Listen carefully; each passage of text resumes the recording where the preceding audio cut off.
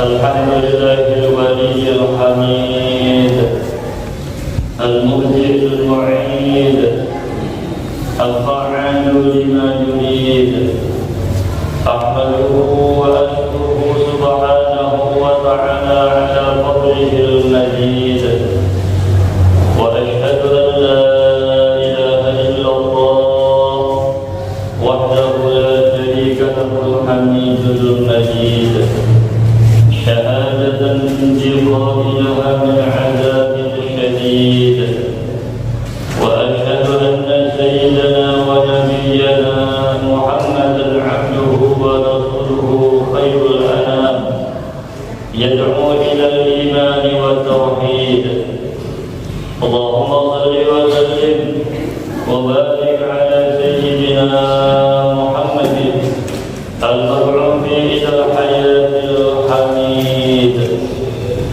صلاة تنجي بها من البلايا والشدائد وعلى آله وأصحابه ومن تبعهم من صالح العبيد أما بعد فيا عباد الله أوصيكم وإياي بتقوى الله ذي العرش المجيد قال الله تعالى في كتابه الكريم يا أيها الذين آمنوا اتقوا الله حق تقاته ولا تموتن إلا وأنتم مسلمون.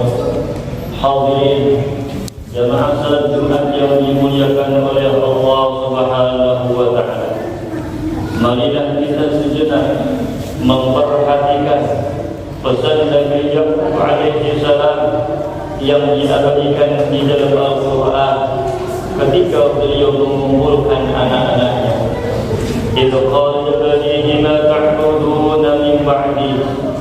Ketika Yakub berkata kepada putra-putranya, apa yang akan kalian sembah nanti sepeninggal? Pertanyaan Nabi Yakub kepada putra-putranya ini menggambarkan keprihatinan orang tua terhadap generasi penerusnya dalam hal agama dan akidah dan tentang peribadatan. Sebagai pelajaran bagi kita bahawa kita harus senantiasa memperhatikan tentang peribadatan anak cucu kita, sebab Nabi Yakub sebagai seorang nabi saja begitu mengkhawatirkan terhadap anak cucu keturunannya, apalagi kita yang hanya sebagai manusia biasa tentu harus lebih memperhatikan tentang daripada peribadatan atau akhlak dan agama daripada anak-anak kita. Kita tidak boleh menutup mata dari kenyataan bahawa telah terjadi kemerosotan nilai agama dan akhlak kepada anak remaja akhir-akhir ini.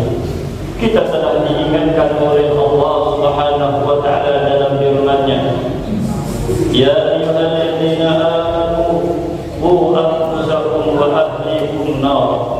Wahai orang-orang yang beriman, jagalah diri dan keluarga kalian daripada siksa api neraka. Pada hari kiamat kelak kita akan diminta pertanggungjawaban terhadap keluarga dan anak-anak kita.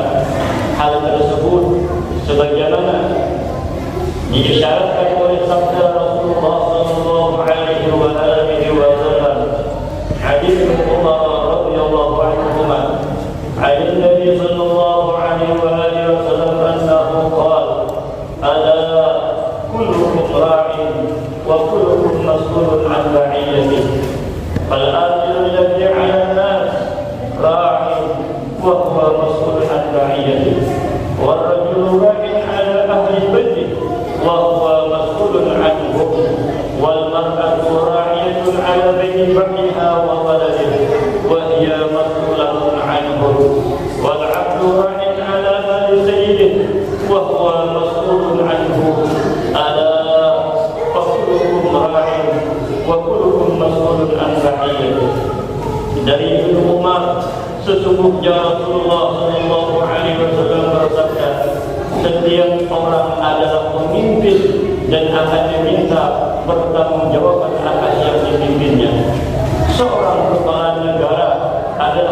pemimpin atas rakyatnya dan akan diminta pertanggungjawaban perihal rakyat yang dipimpinnya. Seorang suami adalah pemimpin atas anggota keluarganya dan akan ditanya perihal keluarganya yang dipimpinnya. Seorang istri adalah pemimpin atas rumah tangga dan anak-anaknya dan akan ditanya perihal tanggung jawabnya. Seorang pembantu rumah tangga adalah bertugas memelihara barang milik majikannya dan akan ditanya atas pertanggungjawabannya. Dan kamu sekalian adalah pemimpin dan akan ditanya atas pertanggungjawabannya. Ma'asyiral muslimin rahimakumullah. Allah telah memberikan peringatan kepada kita, para orang tua, jangan sampai kita keliru mendidik dan mengasuh anak-anak kita. Di zaman ini, sebagian orang tua merasa sangat terpukul saat prestasi anak, saat prestasi sekolah anaknya sangat menurun. Tetapi alhamdulillah, mereka tidak terpukul saat menjumpai anak-anaknya tidak melaksanakan salat, tidak melaksanakan ibadah puasa dan ibadah-ibadah yang lain. Padahal yang harus kita khawatirkan terhadap anak-anak kita adalah lemahnya agama dan keyakinan anak-anak kita tersebut. Marilah kita sadar akan kewajiban mendidik anak-anak kita. Mari kita bekali mereka dengan ilmu pengetahuan agama. Jangan sampai kita meninggalkan generasi yang bodoh tanpa pengetahuan, terlebih pengetahuan agama, akhlak dan akidahnya. Nanti kita memberikan peringatan keras kepada orang tua yang tidak memberikan pendidikan agama kepada anak-anaknya. Kata Rasulullah SAW, "Man taraka waladahu jahilan, kana kullu dhanbin 'alaihi." Barang siapa yang meninggalkan anak dalam keadaan bodoh, tidak mengerti tentang agama, tidak mengerti bagaimana cara salat, tidak mengerti akhlak seperti akhlaknya Rasulullah SAW, niscaya dosa yang dilakoni anak tersebut karena sebab kebodohannya akan dibebankan kepada kita sebagai orang tuanya. Oleh karena itu, hadirin yang dimuliakan oleh Allah Subhanahu wa taala, mari kita perhatikan pendidikan agama daripada anak-anak kita. Di zaman ini bertolak belakang dengan apa yang telah disampaikan oleh Nabi Yakub alaihi salam, yang sering kita pikirkan atau kata-kata yang sering kita ucapkan, "Ma ta'kuluna min ba'di." Wahai anakku, apa yang akan engkau makan nanti setelah aku meninggal? Padahal yang perlu juga kita perhatikan, apa yang aku sembah setelah aku itu meninggal dunia. Hadirin yang dimuliakan Allah Subhanahu wa taala, cukuplah pengajaran ini bagi kita, cukuplah nasihat dan ancaman Rasulullah sebagai penyemangat kita untuk bisa memberikan pendidikan kepada anak kita, terlebih dalam pendidikan agamanya. Semoga kita mendapatkan petunjuk dan pertolongan daripada Allah Subhanahu wa taala untuk memenuhi amal kewajiban mendidik anak-anak kita dengan harapan kelak mereka akan menjadi generasi yang saleh dan salehah. Amin ya rabbal alamin. Alhamdulillah. Allahumma salli wa sallim ala sayyidina Muhammadin wa ala alihi wa ashabihi ajma'in. Amma ba'du fa ya ibadallah, usikum wa nafsi bi taqwallah faqad fazal muttaqun. A'udzu billahi minasy syaithanir rajim. Bismillahirrahmanirrahim. Idza qala ibadina ta'buduna min ba'di. Barakallahu li wa lakum fil Qur'anil 'azim. ونفعني ولكم بما فيه والذكر الحكيم إنه هو التواب الرحيم وقل رب اغفر وارحم وأنت خير الراحمين.